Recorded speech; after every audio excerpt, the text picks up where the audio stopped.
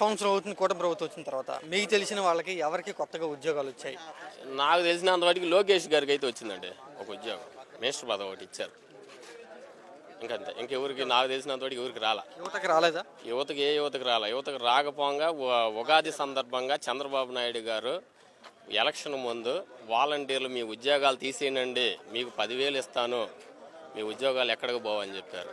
ఇలా ఎవరు రాష్ట్రంలో ఉన్న 2,60,000 మంది వాలంటీర్లను తీసి పక్కన పడేసి వాళ్ళ కొడుకు మడికి ఉద్యోగం ఇచ్చుకున్నాడు. అది ఇంకెవరికి రాలా. సరే, పవన్ కళ్యాణ్ గారు ఏమంటున్నారు? ఉద్యోగాలు ఇవ్వాలంటే కొంచెం టైం పట్టిద్దని చెప్తున్నారే. చంద్రబాబు నాయుడు గారు రాసిన స్క్రిప్ట్ చదివి వచ్చి ఎప్పుడన్నా బయటకు వచ్చి అలా చెప్పి వెళ్తుంటారు. ఇంకంతే, అది ఆయన సొంత నిర్ణయం కాదు. ఆయన స్క్రిప్ట్ రాస్తే వచ్చి చదివి వచ్చి వెళ్తారు. సంబంధించి స్టంట్లు వేసే స్కూల్స్ మేము పెడతాం, అదన్నా పెట్టండి సినిమా వాళ్ళు అనే సినిమా వాళ్ళని అడుగుతున్నారే మీకోసం పవన్ కళ్యాణ్ గారు. అవన్నీ అబద్ధాలండి. ఒక్కడ కూడా అందులో జరిగేవి కాదు, నిజం కాదు. చాలామంది యువత పవన్ కళ్యాణ్ నమ్మి మొన్న ఎలక్షన్లో ఓటేశారా? ఓటు వేయలేదనే నేను అనుకుంటున్నానండి.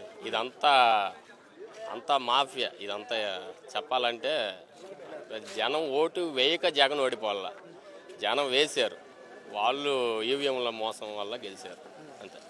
యువత ఎలాంటి ఇబ్బంది పడుతున్నారు? స్కూల్కి వెళ్ళేవాళ్ళు, కాలేజీకి వెళ్ళేవాళ్ళు ప్రస్తుతం అన్ని రకాల ఇబ్బంది పడుతున్నారు. యువత అన్ని రకాలుగా ఇబ్బందులు పడుతున్నారు. ఇలా అన్ని రకాలుగా ఒక్క ఆయన వర్గానికి సంబంధించిన మనుషులు తప్పితే ఎస్సీ, ఎస్టీ, బీసీ, మైనార్టీలు మొత్తం కూడా ఇబ్బందుల్లోనే ఉన్నారు.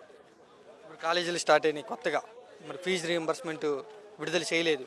ఎలాంటి పరిస్థితులు ఉన్నాయి కాలేజీ విద్యార్థులకు సంబంధించి, వాళ్ళ తల్లిదండ్రులకు సంబంధించి ఎలా ఉన్నాయి గ్రామాల్లో పరిస్థితులు? గ్రామాల్లో పరిస్థితులు జగన్ అన్న ఉన్న టైంలో మాకు ఎలాంటి ఇబ్బందులు లేవు. కాలేజీ స్టార్ట్ అయ్యే ముందే అకౌంట్లో పడ్డాయి.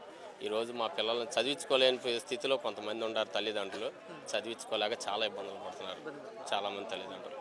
జగన్మోహన్ రెడ్డి గురించి ఏమంటున్నారు? కాలేజీకి సంబంధించి వాళ్ళు అంటే పిల్లలు కానివ్వండి, తల్లిదండ్రులు కానీ జగన్మోహన్ రెడ్డి ఉంటే బాగుండేది అని అంటున్నారా?